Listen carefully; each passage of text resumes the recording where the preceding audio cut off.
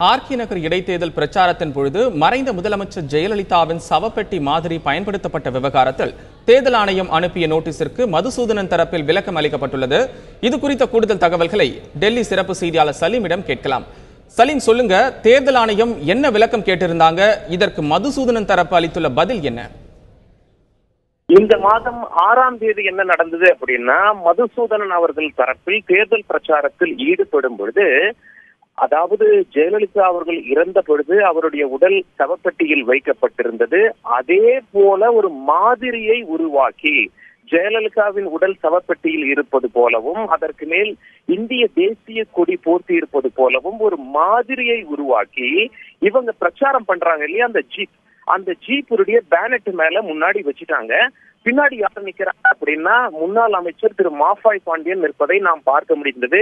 இப்படியாக அதிமுகவுல மதுசூதனன் அணியினர் வாக்கு சேகரித்தார்கள் அப்படிங்கிறது எல்லார் மத்தியிலும் ஒரு பரபரப்பை ஏற்படுத்தி விட்டது. தேர்தல் ஆணையமும் தேர்தல் அதிகாரி என்ன பண்ணாங்க, நோட்டீஸ் அனுப்பிட்டாங்க. தேர்தல் விதிமுறையை மீறி நீங்கள் செயல்படுகிறீர்கள், வாக்கு சேகரித்திருக்கிறீர்கள், இது கண்டனத்திற்குரியது, ஏன் அப்படி செய்தீர்கள் என நீங்கள் தேர்தல் ஆணையத்திடம் விளக்கம் அளிக்க வேண்டும் அப்படின்னு சொல்லி தேர்தல் அதிகாரி ஒரு நோட்டீஸ் ஒண்ணு கொடுத்திருந்தாங்க. ஏன் நீங்க இந்த மாதிரி பிரச்சாரத்தில் ஈடுபட்டீங்க, ஜெயலலிதா அவர்கள் இறந்த பொழுது அவருடைய உடல் சவப்பெட்டியில் வைத்தது போன்றவே ஒரு மாதிரியை உருவாக்கி வாக்கு சேகரிக்கிறீர்களே, இது குறித்து விளக்கம் அளிங்க அப்படின்னு சொல்லி கேட்டிருந்தாங்க.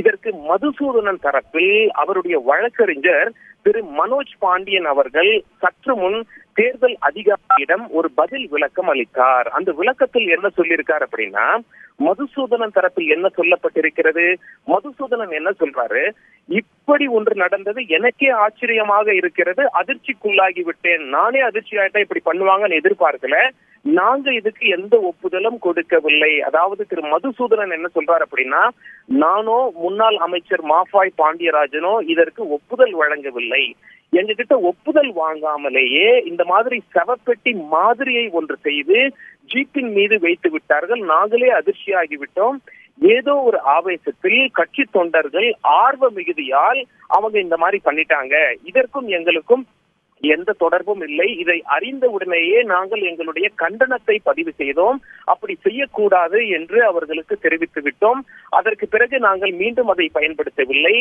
ஆகவே எங்களுக்கு தெரியாமல் இது நடந்துவிட்டது, ஒரு சில கட்சி தொண்டர்களின் ஆர்வ மிகுதியால் இது நடந்துவிட்டது, மற்றபடி எங்களுக்கு தேசிய கொடியை அவமதிக்க வேண்டும் என்றோ அல்லது மறைந்த தமிழக முதல்வர் ஜெயலலிதா அவர்களின் சவப்பெட்டி மாதிரியை பயன்படுத்தி வாக்கு சேகரிக்க வேண்டும் என்றோ எந்த எண்ணமும் கிடையாது, நாங்கள் ஒப்புதலும் வழங்கவில்லை, ஒரு சில கட்சி தொண்டர்கள் ஆர்வ மிகுதியால் இதை செய்து விட்டார்கள், நாங்கள் தேசிய கொடியை அவமதிக்கவில்லை, தேர்தல் விதிமுறைகளையும் மீறவில்லை அப்படின்னு சொல்லி ஒரு பதில் தேர்தல் ஆணையத்துல கொடுத்திருக்காங்க. பதில் கொடுத்தது திரு மனோஜ் பாண்டியன் அவர்கள் கொடுத்திருக்காரு மதுசூதனன் சார்பாக.